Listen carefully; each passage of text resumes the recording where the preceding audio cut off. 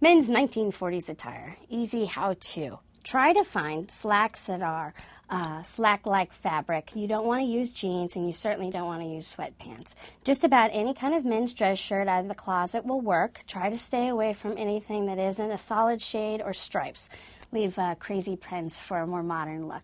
Try not to use any of the collars with buttons. You wouldn't want to do anything like that. That's too modern as well. Just about any vest out of the closet will do. Doubled, singled, whatever you have will suffice.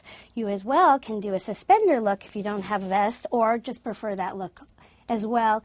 It's a very easy thing to do with gross grain ribbon if you don't have excess suspenders and are truly dedicated to wanting to wear that look. Many looks for the neck as well. You can do a necktie feature like this, easily done with the wife's scarf or any scarves they have laying around. Even a scrap of fabric can be easily tied around the neck to give a good look for that time. As well, you can use bow ties. Those are very fun for that time period. Don't be afraid of prints. Those are all good for the time period. As well, neckties can be worn as well. Those need to be tied off short and a little bit on the bigger side. Fatter in ties. That's what you want for this period. Of course, something on the head is great. A golfer's cap can go a long way for an everyday look. Bowlers are still being worn as well, and short brim fedoras are great for an everyday look. For shoes, you'll want to try to do a two-tone lace-up shoe or some kind of boot-like feature. Try to stay with a lace on. Slip-ons aren't really around yet. And that is an everyday 1940s easy look out of your own closet. If you'd like to do something a little bit more fancy or have a little bit more of a budget, you can go ahead and do a 1940s zoot suit attire. And we're going to show that to you easily with a few changes. You know, you want to style up the hair a little bit, add a zooter hat, very much in style for the time period.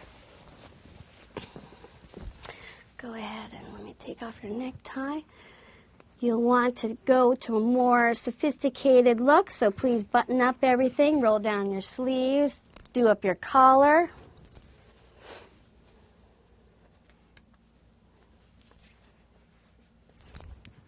You'll want to add a great tie and tied short as well. All good for the 1940s. As well, the zooter chain, you'll always want to add one of those. They always make a great zooter look. As well, the dedicated zooter hat, you'll want to notice that the brim on it is much larger than most fedoras, this leading to the famous zooter hat.